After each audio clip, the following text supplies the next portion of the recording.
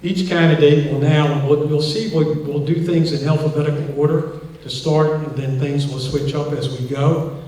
Each candidate will now have 60 seconds to introduce themselves, why they're running, anything else they want to say. Alphabetical order, we'll start with Ms. Christman. Am I allowed to stand when I speak? If you can speak into the mic.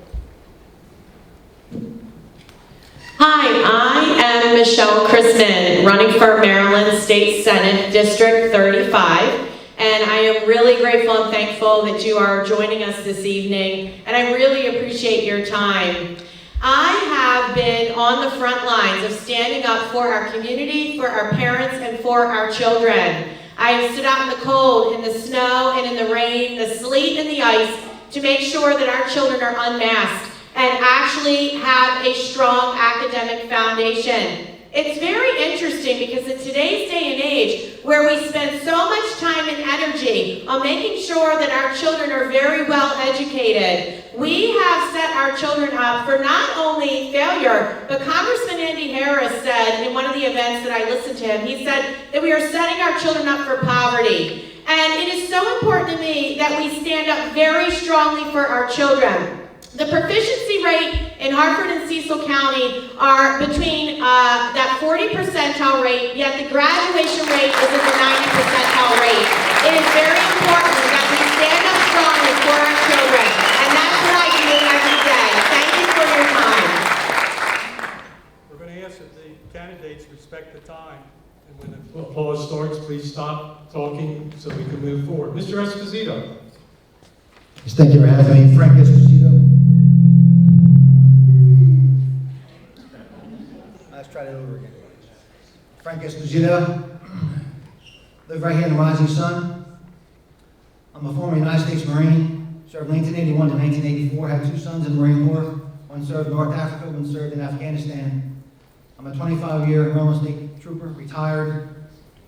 14 years with the Transportation Authority Police. Still active here at the Hayden Bridge. I'm the former Maryland Troopers Association Lodge 15 president for Hartford and Cecil County. And right here in Cecil College, under my direct leadership, we started the Joseph T. Lanzi Scholarship Fund. That's now an endowment here under my direct leadership. Also the Joseph T. Lanzi at Cherry Hill in 213. We had the circle done there as well, and a memorandum of his great sacrifice.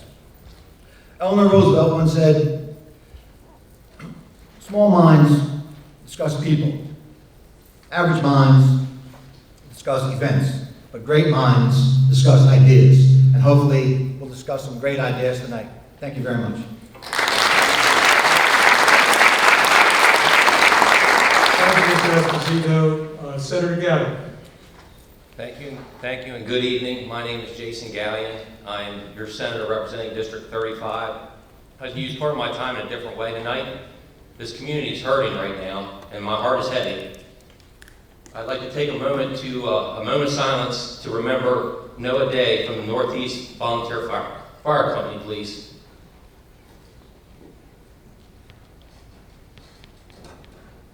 Thank you for that. My name is Jason Gallion again. I'm a farmer. I'm the only full-time farmer in the Maryland legislature. I'm a business owner. I'm a volunteer firefighter, past chief and present level volunteer fire company.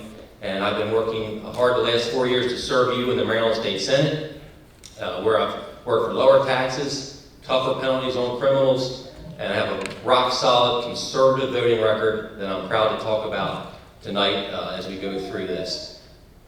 Also, I'd like to thank the Chamber for hosting this event. This is a lovely, lovely spot here. 4 years ago, I came and I was one of the people that was announced as a candidate and not debating. So I'm glad to be here tonight and get to talk the issues over with this wonderful crowd. Thank you.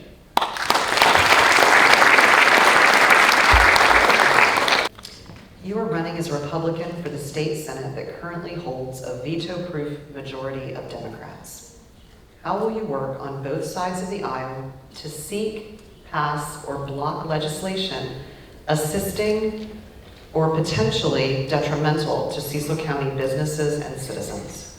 Thank you very much for the question. I am a very strong business owner. I founded Premier Chiropractic 24 years ago, and also I grew up in a tractor store. And I learned very early on that it is very important to build relationships that last throughout your lifetime. And I have done that time and time again.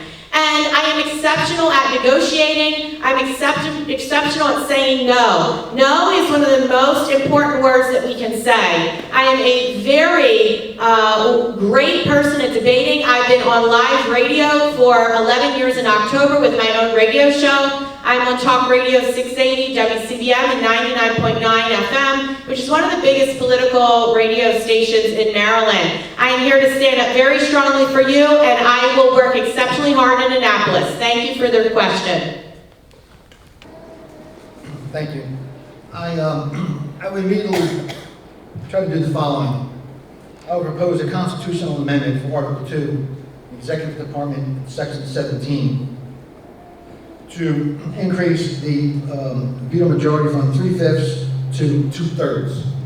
Currently, we have 47 senators. I spoke about this before in some other forums. 32 Dems, 15 Republicans. The 3/5, they only need 28.2 votes to have a gubernatorial override. But if you get it to 2/3, they'll need 31.33, which puts us right there.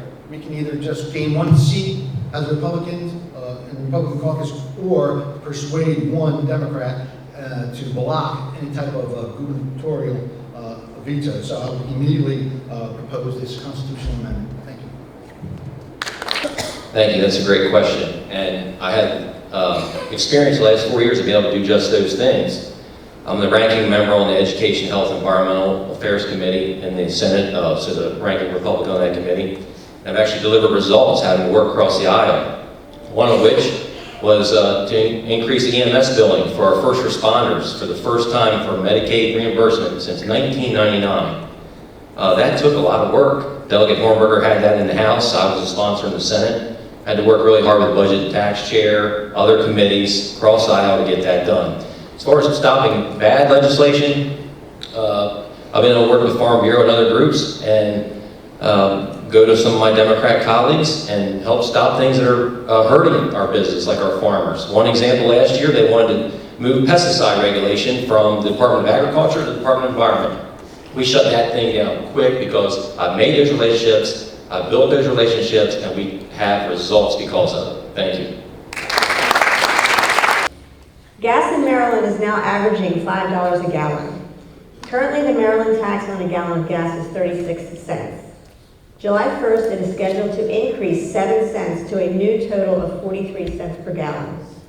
Do you agree with this tax increase? What will you do to address this hardship on the monthly expenditures of your constituents? And what are the benefits and or potential consequences of your position? I do not agree with the tax increase. There was supposed to be a special session called, which I do agree with, that the General Assembly should have convened to knock down that extra percentage that goes with inflation. I think that when it convenes again, I believe the Republican caucus will come together, as well as I will, and try to eliminate that particular issue. On a federal level, which we don't have much control over, I do believe to open up the pipeline is the absolute way to go, and to start drilling again, and get these men back to work up north and get it flowing. So I am, I don't have much control of that. That's what I would like to do. Thank you. This was something we dealt with in the most recent General Assembly session. We did have a little bit of a pause on the gas tax, but the thing that we tried, the Republican caucus, was to get rid of these automatic increases. That's a big thing. I mean, if the legislature wants to raise your taxes, they should have to take an up or down vote every session whether or not to raise your taxes. When it's tied to inflation, it's almost like a backdoor kind of sneaky way to raise your taxes every year. And that, I'm totally opposed to that. Let's vote it up or down every year, a tax increase, not have it tied to inflation. As far as what the negatives would be, the other side will say, oh, we need this money to fix your roads and bridges and whatnot. Listen, there's been a lot of money in these budgets, and budgets are made of priorities. But I get tired of hearing all the time that government doesn't have enough money. Let's prioritize our budgets, and if we want to raise people's taxes, let's do it an up or down vote, and not this backdoor way. Thank you. Thank you for the question. I've got to say, that's affecting all of us. I mean, I remember when I would fill my gas tank up a few years ago, and it was $24 to $28 to fill my tank up. Now I'm looking at $90. It was very interesting, going to a budget hearing and hearing people in Cecil County, the elderly, and they were standing up and saying, I cannot afford to buy gas. I can't afford to buy food. And right now they're making decisions. They're on fixed incomes and they are saying it's either food or gas, or I'm not simply able to do the things that I would like to do. And I am going to do everything I can to absolutely stop that. They put onerous regulations on our small businesses, and I have to say that we need somebody very strong that will step up to the plate and make sure that we thrive, and that is me, and I thank you for your time. Senator Gallion, there have been over 200 mass shootings reported in the United States so far in 2022. Recently, the killing of 19 children at Robb Elementary School in Texas has created even more anxiety and fear. What actions do you believe the General Assembly should take to ensure public safety in Maryland? Thank you. We need to make sure all the schools are have folks. The doors, you can't just do coming in and out willy-nilly. There has to be, a safe, secure entrance. But I believe most schools do. The shooting you're talking about sounded like a door was propped open. The shooter was able to go right in. But let's get to the core of this issue, because a lot of people want to take away guns from people for this. We have an issue in this whole country with a lack of respect for life. It starts with life of a baby, unborn baby. Let's have a respect for life. Look at all these video games and shows that show these shootings, and life has been so devalued in this country. It's sickening. We need to realize our rights come from God, and life starts at conception, and every life has value and worth, and when we start there, then we'll be heading in the right direction with all these issues, including those kind of issues. Thank you. Thank you for the question. Murders in the United States were up 29% in 2020 nationally. There were a total of 553 murders in Maryland in 2020, or 9.1 for every 100,000 people. The 8th highest murder rate among states. For comparison, the national homicide rate stands at 6.5% per 100,000. In 2021, Baltimore police said that there were 337 homicides. There were more than 726 shootings in total. Maryland line of duty deaths, the fatality for 2022 was 121 police officer deaths. Maryland is the first state to repeal the Law Enforcement Officers' Bill of Rights and the Accountability Act. What I would do is I would fully support and fund the police, and I would make sure we arrest and prosecute criminals. And thank you. Thank you. In 2018, I ran for the Senate. That was my #1 issue. School security was my #1 issue. I talked to both sheriffs, Sheriff Gallion, Sheriff Adams at the time, and they said they were funded properly. But my position is this: we don't have school security in every single school, an actual physical body. It's undermanned. So I wanted to make sure and actually mandate that every single school has an armed security guard, whether it be a sheriff or a police officer or a security guard there, and make sure every single school has, or is hardened, and every single school has a security surveillance camera system. I think that would absolutely help. Thank you. Have adequate measures been taken to resolve the issues regarding the buildup of sediment behind the Conowingo Dam, now that an agreement between the state and Exelon has been reached? Please explain.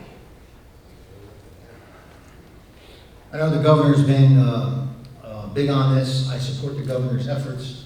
I do not think that the sediment has been addressed properly. It's a big, I spoke out a lot 4 years ago about this issue, and I want to work really hard to try to take care of it. I know there's a lot of work to be done for the other states, and I'd like to be on some kind of a task force to try to address this. But I do not think this has been addressed properly, and I would like to address it again in the next session.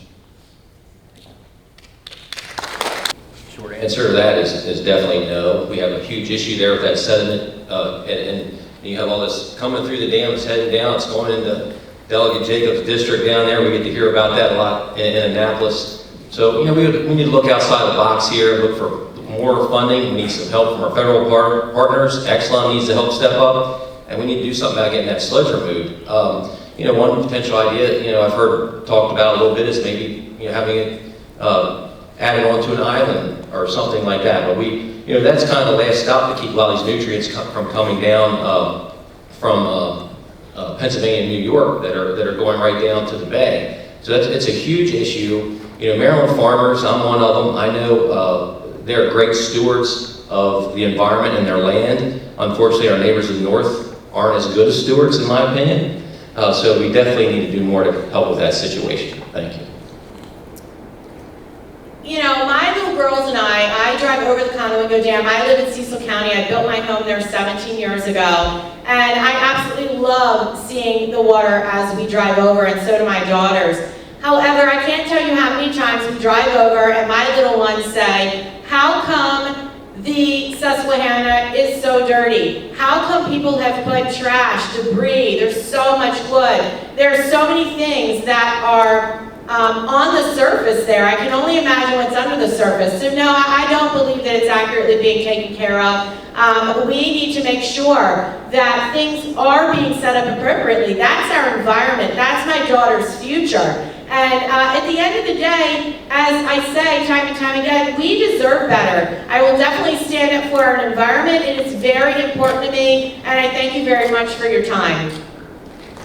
For the past several years, the General Assembly has been addressing the fiscal requirements of the Blue Ribbon Commission Kerwin report that requires significant increases in funding for public education in Maryland. The purpose of the initiative is to ensure that Maryland's public school students receive 21st century, high-quality learning experiences that will prepare them for the success in their future. Do you agree with implementing this recommendation? Do you have concerns, and if so, specifically what would you propose to address those concerns? Sure, thank you. And when this Kerwin legislation came through, I did oppose the legislation because I felt like it would be a huge mandate on local governments where you know, you see these different formulas we've seen for years, the amount of money that have been dumped into failing school systems that don't work. We need accountability. We need to start with you know, more parental involvement. Let's get more parental involvement in the schools. Let's have some kind of school choice. Let's maybe move some of those funds to that, so if a child's in a failing school, that they can go to a school that's not failing. I think choice is a great thing to have there. There were some good points of Kerwin. You know, talk about wraparound services for some children, but it kind of goes back to what I talked about earlier with the family issues. You know, we need strong families. And if you have strong families starting their children out right, it's going to help a lot at the school level. We have a lot of teachers doing an outstanding job, but their job should have to be to teach, not to also try to parent. Thank you. Thank you for the question. You know, we already have skyrocketed inflation, and also what is absolutely unbelievable about this is that we're talking about $4 billion is what we have to come up with in order to fund Kerwin. And this is just a little bit of statistics for you guys to wrap your minds around. That fuel prices right now are up 106%. Eggs are up 32%. Fresh and frozen chicken are up 19.3%. Milk 15%. Bacon 15.6%. Baby food up 13%. And many moms, as we've seen in the last month, have had a very hard time finding baby formula on the shelves. When you look at the school system, it is failing. We are here to make sure that our system should function appropriately, and I believe that we can do better, and I will fight for that for our children and for our parents. Thank you. Thank you. I support public schools. I support students. I support our teachers, and I support our parents. One thing I don't support is taxes, and I don't support any type of project that the General Assembly will look over that isn't properly funded. George H.W. Bush once said, "Read my lips, no new taxes." And I'm just like, no new taxes. What we need to do is address the concerns with the gambling funds. We recently opened the portals up to have gambling online now. So we're going to have a nice flow of additional money. And if legalization of marijuana does pass, I'm going to seek to use those taxes to fund public education as well as some other issues that are needed. Thank you. Legalization of possession of small amounts and the use of recreational marijuana is a referendum question on the November 2022 General Election Ballot. Do you favor or oppose this resolution, and explain your answer? Also, what should the General Assembly do to reduce the potential number of users under the influence of cannabis while behind the wheel and on the job? Thank you very much for the question. With co-founding Premier Chiropractic, I have spent 24 years learning how to take care of a body naturally. That is what people have come to us from all over the world for. One of the things that I have absolutely begun to understand after interviewing doctors from all over the world for almost 11 years on weekly radio is that we were made to be healthy and well naturally. We don't need a pill, powder, drug, lotion, shot, or surgery to be healthy and well naturally. And, you know, when we start to reach out to secondary sources, whether it be man-made chemicals, whether it be marijuana, we are heading down a very slippery slope. And I do not support that at all. I support education on empowering students at a very early age and children to learn how to take care of themselves naturally. And I thank you very much for your time. Thank you for the question. I've been a law enforcement officer for 39 years. Approximately 12 of those years I worked in drug enforcement, and I'm totally against the legalization of marijuana. I've seen a lot of crashes and some other things that went on under the influence of not only marijuana but other dangerous drugs. The other day I was on 222. Someone just smashed into the rear of a vehicle. They were like zoned out because they were smoking marijuana. So I'm totally against that. And we just have to increase the penalties for this and train more police officers in drug recognition experts. There's a very low amount of officers that can actually test for this. So we need to put more money into the drug recognition expert program and increase penalties for this. Thank you. Thank you. That was an issue brought up in this most recent General Assembly session as well, and I fought having that go to the ballot. First and foremost, my opinion is that, you know, we have a General Assembly that meets every year for 90 days, and they could have voted this up or down without sending it to referendum where the voters have to vote on it. That was simply a ploy that they thought would get more of a certain party's voters to the ballot box. We all know. Let's be blunt, that's what it was. So I opposed that. I thought the General Assembly should have voted up or down, number one. Number two, as I go to vote on that, I will vote against that because we already have crime issues, and I just see this potentially making things worse. Let's take a longer look at some of the results we've seen in the states that have already passed, like Colorado, some of the issues they've had, some of the, that you mentioned about driving under the influence and whatnot. They kind of passed this bill without really knowing the repercussions, so that's why I would be voting against that. Thank you.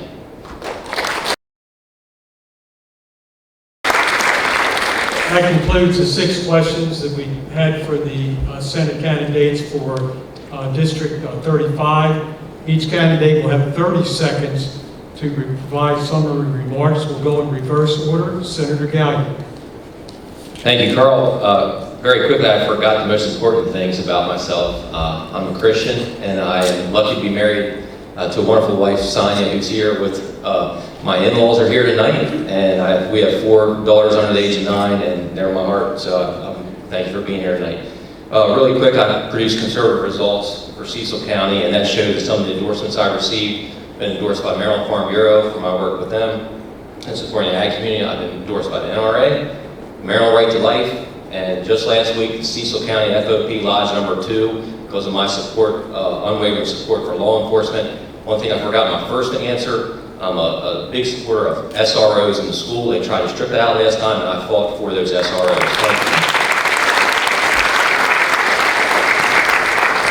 Thank you, Senator Gallion. Mr. Esposito. Mr. Thank you. Thank you for having me tonight. My plan is simple. This is my platform. I want to make Maryland the best place to live, best place to work, and the best place to retire. I want to reduce taxes for our senior citizens. I'm going to reduce property taxes 50% over the next 5 years for seniors 65 years or older. I want to increase the Maryland pension exclusion for 65 years or older from the current 34.3 cap to 65,000. I'm going to take off property taxes for our law enforcement and EMSs. I want to reduce taxes for corporate taxes for businesses from 8.25 to 4.25 over the next 4 years, 1% over the next 4 years each. I want to thank you very much. I have a lot more to talk about. You can go to team35.net. Thank you. Ladies and gentlemen, that concludes the questions for those candidates. Oh, I'm sorry, my bad. Ms. Christman. Yeah. Thank you. So, one, I just want to thank you very much for your time and for also having me here. You guys are wonderful. You know, it's very interesting. Throughout my lifetime, I have learned a tremendous amount of experience that has been preparing me to become your next senator. I will work hard. I will show strong due diligence. I was also endorsed by Dan Cox, the NRA. I got the AQ rating for those that did not have a voting record and informed consent. I promise to stand up very strong for you, and I love and appreciate and respect all of you. And thank you very much for your time. Michelle Christman for Senate.com.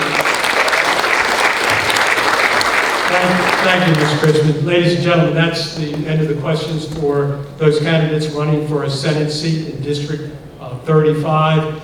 Once again, I would like you to give them a round of applause for their participation.